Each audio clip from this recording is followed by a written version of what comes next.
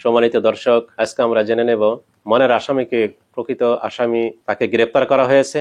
বিজ্ঞ আদালত প্রশাসনের মাধ্যমে তাকে গ্রেপ্তার করেছে। ময়নার আসামি গ্রেপ্তার হয়েছে জয়দেবপুর রেল স্টেশন থেকে।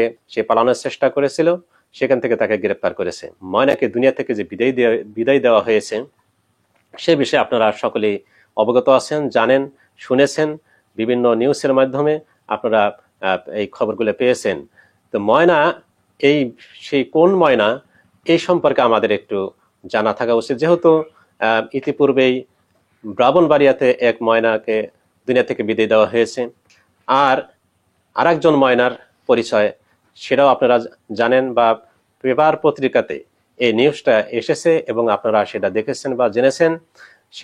সে হচ্ছে ভালুকা থানা, ময়মনসিংহ জেলার ভালুকা থানায় সে বসবাস করত, সেখানে তার বাড়ি। ময়না বেগম, এই ময়না বেগমের স্বামীর নাম হচ্ছে রফিকুল ইসলাম। এই রফিকুল ইসলাম, তিনি যে বাসায় থাকতেন, যে বাড়িতে থাকতেন, তিনি একজন চাকরিজীবী ছিলেন। সে চাকরি করতেছিলেন, নাইট ডিউটি করতেছিলেন। সেখান থেকে যখন বাড়িতে আসছেন, বাড়িতে এসে দেখলেন যে বাহিরে তালা মারা। তখন তার সন্দেহ হয়েছে যে বাহিরে তালা মারা কেন, ভিতরে কি মানুষ নাই নাকি, কেমন কি অবস্থা। তখন সে তালা ভেঙে ভিতরে দেখলেন এবং সেখানে তার স্ত্রী ময়না বেগমকে এবং তার 2 সন্তানকে দুনিয়ার থেকে বিদায় দিয়েছে এবং বডি থেকে মাথাকে পৃথক করে দিয়েছে। এমন মর্মান্তিক ঘটনা যখন দেখেছেন, এরপরে পাশের রুমেই থাকতো ওই ময়না বেগমের দেবর, অর্থাৎ রফিকুল ইসলামের ছোট ভাই। সে সেখানে থাকতো, সে রুমেও সে উপস্থিত ছিল না। যখন সে উপস্থিত সেখানে ছিল না, তখন তার মনের ভিতরে ডাউট হয়েছে, সন্দেহ হয়েছে, সন্দেহ পোষণ করেছেন যে এই ঘটনাটা সে হয়তো ঘটাইতে পারে। এজন্য সে থানাতে জিডি করেছে।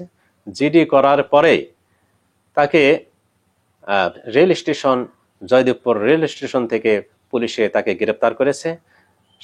সেখান থেকে পুলিশ যে তদন্ত দিয়েছেন যে সে আসলে জয়দেবপুর রেল স্টেশন থেকে পালানোর চেষ্টা করেছিল, সেখান থেকে তাকে গ্রেপ্তার করেছে। এবং সে যখন এই রুম ত্যাগ করেছে, নজরুল ইসলাম, ময়না বেগমের দেবর, সে তার ফোন, মোবাইল, এটা এলাকার এক লোকের কাছে বিক্রি করে দিয়ে সে ভেগে চলে গেছে। চলে যাওয়ার পরেই সে এরকম জয়দেবপুর রেল স্টেশনে তাকে গ্রেপ্তার করা হয়েছে। দর্শক মণ্ডলী, এখানে আমরা জানতে পেরেছি সেই ময়না বেগমকে তার দেবর কেন দুনিয়া থেকে বিদায় করেছে। সে নাকি ভাত চেয়েছিল, কিন্তু ভাত চাওয়ার কারণে তার ভাবি তাকে ভাত দেয় নাই। এই রাগে তার ভাবি এবং তার 2 সন্তানকে, অর্থাৎ সেই নজরুলের 2 ভাতিজাকে দুনিয়া থেকে বিদায় করে দিয়েছে এই রাগে। এটি জানিয়েছেন নজরুল কারাগার থেকে। কত নির্মম ভাবে ময়নাকে দুনিয়া থেকে বিদায় দিয়েছেন এটা আপনারা সকলেই জানেন। এই ধরনের অসামাজিক কাজ, এই ধরনের অপকর্ম ইতিপূর্বেও বহু জায়গায় ঘটেছে। এই বাংলাদেশেই বিভিন্ন স্থানে, বিভিন্ন জায়গায়, বিভিন্ন এলাকাতে।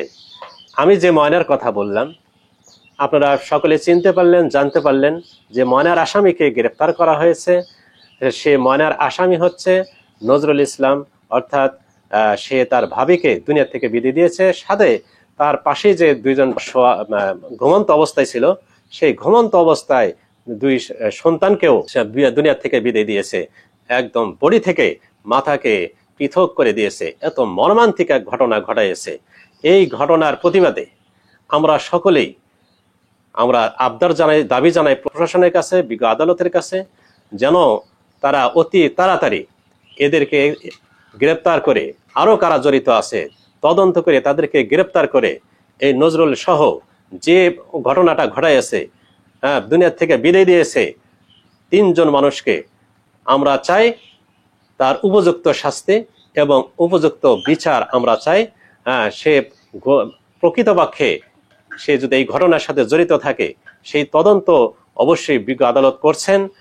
ডিএনএ টেস্ট হোক বা ফিঙ্গার হোক, যে কোনো তদন্তের মাধ্যমে সে প্রকৃত আসামি বলে যখন প্রমাণিত হবে, অবশ্যই ওই হিটু শেখের মতো ওরকম দৃষ্টান্তমূলক ফয়সালা, যেমন হিটু শেখের যে ফয়সালা হয়েছে মৃত্যুদণ্ডের রায় হয়েছে, একটা সুন্দর রায় হয়েছে, এই ধরনের একটা রায় যেন বিজ্ঞ আদালত তিনারা করেন, এই জোর দাবি আমরা করছি। আর ব্রাহ্মণবাড়িয়ার যে ময়না, সে ময়না শিশু, তাকেও যে দুনিয়া থেকে বিদায় দেওয়া হয়েছে, এই ময়না হচ্ছে ব্রাহ্মণবাড়িয়ার ময়না। আর পূর্বের যে ময়নার কথা বললাম, ময়না বেগম, তার বাড়ি হচ্ছে ভালুকা থানা। তো যাই হোক, এই মর্মান্তিক ঘটনাগুলো ঘটছে একমাত্র এই দিনী বুঝ, এলেম কালাম না থাকার কারণে। তো যাই হোক, এই বাংলাদেশে যাতে এই ধরনের কোনো ঘটনা না ঘটে, এজন্য বিজ্ঞ আদালতের কাছে আমাদের আবদার, তারা যেন দৃষ্টান্তমূলক শাস্তির ব্যবস্থা করে। ময়নার আসামি, ব্রাহ্মণবাড়িয়ার যে ময়না, এই ময়নার আসামি এখন পর্যন্ত পাওয়া যায়নি। এখন পর্যন্ত তদন্ত করে তাদেরকে গ্রেপ্তার করতে পারেনি। ইমাম মুয়াজ্জিনকে যে সন্দেহমূলকভাবে তাদেরকে গ্রেপ্তার করা হয়েছিল, এখনো তাদের থেকে এ পর্যন্ত এই ঘটনার সাথে জড়িত তাদেরকে পাওয়া যায়নি। ডিএনএ টেস্ট এবং ফিঙ্গার নিয়েছে তাদের, এই ফিঙ্গারে তাদের কোনো দোষ ত্রুটি এখানে ধরা পড়েনি।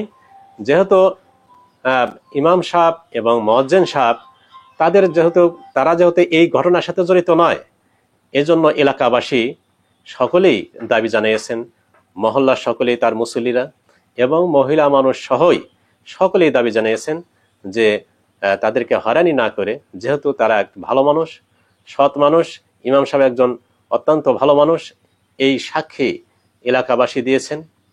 এবং তারা দাবি জানাইছেন যে তাদেরকে অতি সত্বর তাদেরকে ছেড়ে দেওয়া হোক, তাদেরকে খালাসি দেওয়া হোক। ব্যারিস্টার রুমিন ফারহানা, তিনি সেই ব্রাহ্মণবাড়িতে গিয়েছিলেন, ময়নার বাবার সাথে কথা বলেছেন, ময়নার বাবাকে আশ্বস্ত করেছেন যে এর প্রকৃত আসামি কারা, এটা তদন্ত করে অতি তাড়াতাড়ি তাদেরকে খুঁজে বের করে তাদেরকে বিচারের আওতায় নিয়ে আসতে হবে। এজন্য আমি বিজ্ঞ আদালতের কাছে, প্রধান বিচারপতির কাছে আমি এটা কথা বলবো এবং তাদের কাছে আমি আবদার জানাবো, এই কথা তিনি বলেছেন। এতে ময়নার বাবা অত্যন্ত আশ্বস্ত হয়েছেন এবং সে প্রশংসা করেছেন যে বিজ্ঞ আদালত প্রশাসনের মাধ্যমে যে তদন্ত করছেন, এতে আমি অত্যন্ত সন্তুষ্ট, এই কথা তিনি প্রকাশ করেছেন ময়নার বাবা। তো ময়নার বাবার দাবি হলো যে অতি সত্বর আমার ময়নাকে যারা দুনিয়া থেকে বিদায় দিয়েছেন, প্রকৃতপক্ষে কারা বিদায় দিয়েছেন, এদেরকে অতি সত্বর তাদেরকে যেন গ্রেফতার করা হয়। এজন্য রুমিন ফারহানা ব্যারিস্টারকে তিনি জোর দাবিতে বলেছেন, যে অনুরোধ করেছেন যে আপনি আমার সহযোগিতা করবেন। এবং রুমিন ফারহানা সেও বলেছেন, আমি আপ্রাণ চেষ্টা করব আপনাদের এই বিষয়টাকে উদ্ঘাটন করার জন্য, এবং বিজ্ঞ আদালতকে আমি বলবো যেন তাড়াতাড়ি এই প্রকৃত আসামি কে, এদেরকে খুঁজে বের করা হয়। ময়নার বাবা, তিনি অত্যন্ত টেনশনের মধ্যে আছেন, অত্যন্ত পেরেশানির মধ্যে আছেন। তিনি শোকাহত, যেহেতু নিজের কলিজার টুকরা মেয়েকে হারিয়েছেন, মেয়েকে হারিয়ে সে অত্যন্ত শোকাহত আছেন, সবসময় কান্নাকাটি করেন, অত্যন্ত কষ্টের মধ্যে আছেন। যেহেতু সে কষ্টের ভিতরে আছে, এই মতো অবস্থায় আমরা যদি তাকে সহযোগিতা না করি, তাকে আমরা সান্ত্বনা না দেই, তাহলে সে আরো ভেঙে পড়বে। যেহেতু তার স্ত্রী এবং তার চাচাতো ভাইয়ের যে সম্পর্কের কথা, ফেসবুকের চাচার সাথে ময়নার মার প্রেমের সম্পর্ক ছিল, এই কথাটা একদম ভিত্তিহীন। এর প্রমাণ দিয়েছেন সবচাইতে কাছের মানুষ, যিনি ময়নার বাবা, সে তো একজন স্বামী, তার স্ত্রীর ব্যাপারে সে সবচাইতে ভালো জানেন। সে ময়নার বাবা যেহেতু বলেছেন যে এগুলো অপপ্রচার, এই অপপ্রচার আপনারা করবেন না, এটা আমার অনুরোধ, এই ময়নার বাবাই বলেছেন। সুতরাং আমরা একটা ভালো মানুষের বিরুদ্ধে এই ধরনের অপপ্রচার করার চেষ্টা আমরা করব না।